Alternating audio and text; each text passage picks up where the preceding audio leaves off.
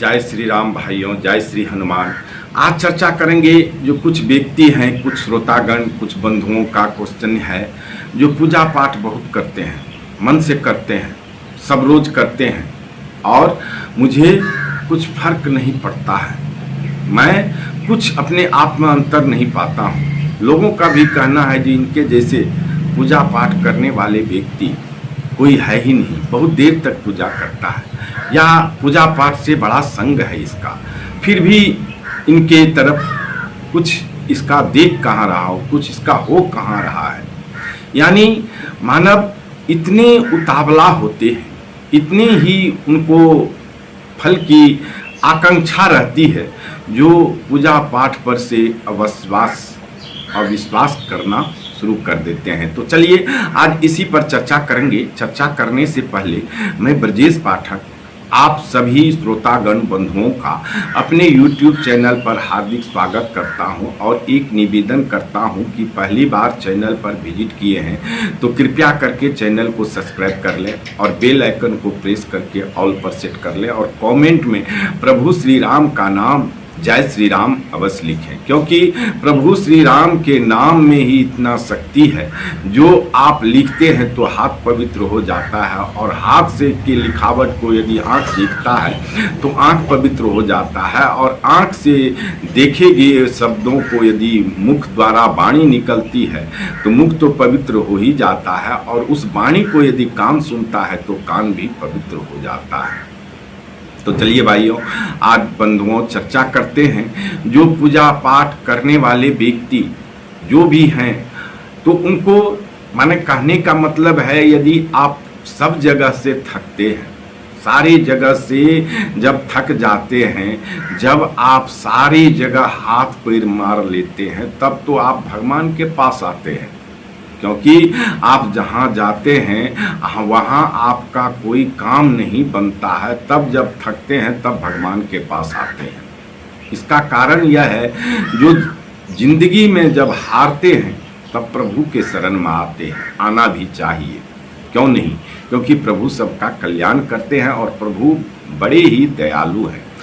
तो कहने का मतलब ये है जो पूजा पाठ करना हम शुरू किए, साल 2 साल 3 साल 4 साल हुआ, उसी में अपने आप को उसका गिनती करने लगे, लेकिन उससे पहले आपने जो सालों बिताया वो किस में बिताया ये तो देखिए। जो उस समय का काल, उस समय का समय बड़ा, उस से पूजा पाठ से पहले का जो समय था वह बड़ा था या आप पूजा पाठ किए हैं यह समय बड़ा है, उससे छोटा पड़ जाएगा आपका पूजा पाठ अनुष्ठान करने का जो कर्म है वह छोटा पड़ जाएगा आपका, क्योंकि आपने बहुतों दिनों तक वे समय बिता चुके हैं, गवा चुके हैं।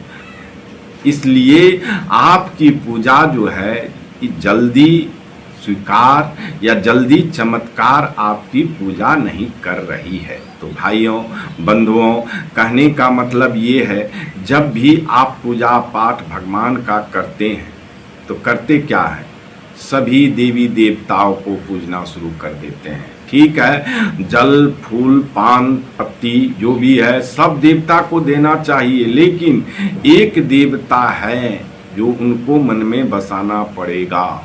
किसी एक देवता को मन में बसा लीजिए, जैसे राम कृष्ण हनुमान महादेव, कोई काली दुर्गा सरस्वती लक्ष्मी, किसी एक देवता को, गणेश जी को, हनुमान जी को, किसी एक देव पर आपको विश्वास करना पड़ेगा। आपको किसी एक देवता पर विश्वास नहीं है, इसीलिए अनेक देवी देवताओं का पूजा करते हैं जो कहीं से कोई कल्याण कर दे।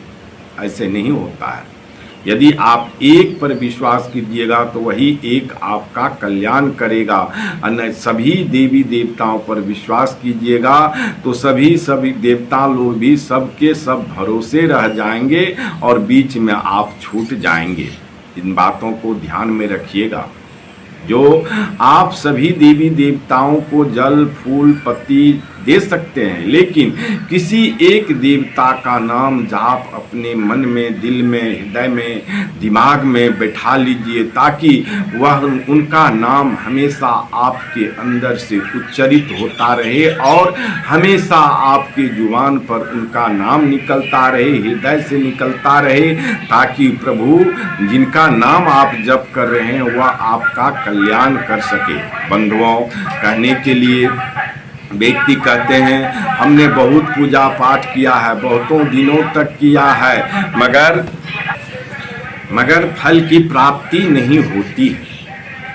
फल की प्राप्ति के लिए आकांक्षा रखने वाले व्यक्ति यदि पूजा पाठ करते हैं, फल तो उन्हें मिलेंगे ही मिलेंगे, लेकिन उसका समय प्रभु द्वारा निर्धारित है। उससे पहले आपकी जितनी बाधाएं हैं, जितनी समस्याएं हैं, पूर्व जन्म के या इस जन्म के जितने पाप कर्म हैं, जितने क्षय कर्म हैं, आपको जब तक उसका प्रभु सफाया नहीं करेंगे तब तक पुण्य कर्म का फल नहीं मिलता है। क्योंकि आपने जो इस जन्म में अनुष्ठान, पुण्य कर्म, पूजा पाठ जो भी कर रहे हैं वह तो आपके पिछले जन्म के, इस जन्म के पापों में भंज जाता है। यानी यदि 500 रुपया का कर्ज है मेरे ऊपर, उसमें हम क्या कहता है जो 30 रुपया या 25 रुपया का अनुष्ठान कर रहे हैं, 20 रुपया बराबर पुण्य कर रहे हैं, तो वह तो ब्याज में ही खत्म हो जाता है, ब्याज में चला गया पुण्य। वह पुण्य जो है मेरा ब्याज में चला जाता है और वह भजते रह जाता है, पाप कर्म घटता नहीं है क्योंकि उसका ब्याज बढ़ रहा है। इतना पुण्य जरूर करना चाहिए जो ब्याज सहित मूलधन को घटाइए, ताकि आपको अपने पुण्य कर्म अनुष्ठान का फल मिल सके। भाइयों, कहते हैं आज के युग में जो भी व्यक्ति हैं इतनी ज़्यादा झूठ बोलते हैं। कहते हैं सच बराबर धर्म नहीं, झूठ बराबर पाप।